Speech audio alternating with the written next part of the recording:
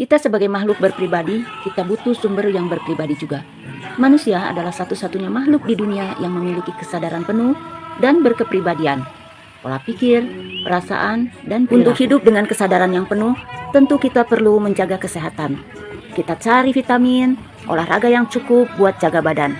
Tapi kita perlu ingat bahwa kita punya obat gratis di dalam kepala kita yang efeknya ke seluruh badan.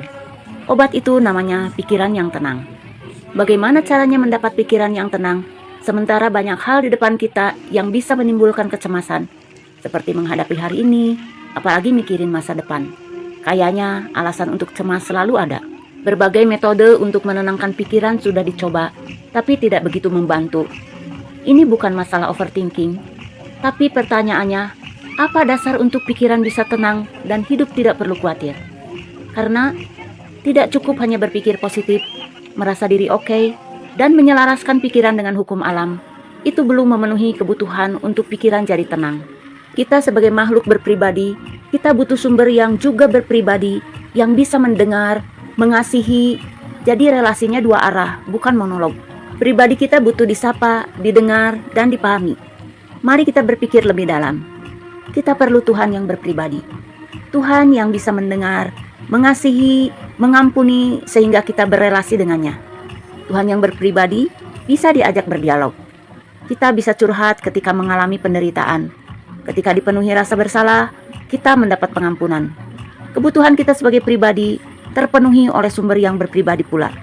Kepada Tuhan yang berpribadi, ketika kamu sakit, kamu bisa nangis. Kamu bisa minta tolong dan merasa enggak sendiri dalam sakit itu. Ada Tuhan yang ikut menanggung, ikut merasakan. Bagaimana mungkin Tuhan bisa merasakan sakitnya manusia? Tuhan yang berpribadi itu bisa ngerasain sakit yang paling hebat yang dialami manusia. Karena dia pernah menjadi manusia. Dia menjadi manusia, yaitu supaya dia dapat merasakan bagaimana kesakitan dan penderitaan yang dialami oleh kita. Sehingga dia bisa menjadi sahabat kita di saat kita alami penderitaan. Di titik terendahmu, kamu butuh kehadiran Tuhan, bukan cuma penjelasan. Kamu bisa merasakan kehadiran Tuhan karena dia sangat mengasihi kamu. Tuhan itu namanya Yesus.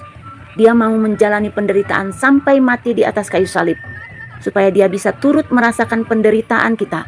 Karena dia ingin jadi sahabat sejati buat kita di saat menderita. Tuhan bukan hanya menemani dalam penderitaan saja, tapi juga akan menemanimu saat kamu merasa takut. Dia berkata, jangan takut, ketahuilah, Aku akan menyertai kamu sampai selama-lamanya, bahkan sampai pada kehidupan abadi, karena dia adalah pribadi yang maha kasih dan penuh kuasa. Sesungguhnya, dia mau menanggung penderitaanmu jika kamu mau percaya kepadanya. Selanjutnya, mari kita sharing. Silahkan tulis pengalaman Anda di kolom komentar. Terima kasih sudah menonton.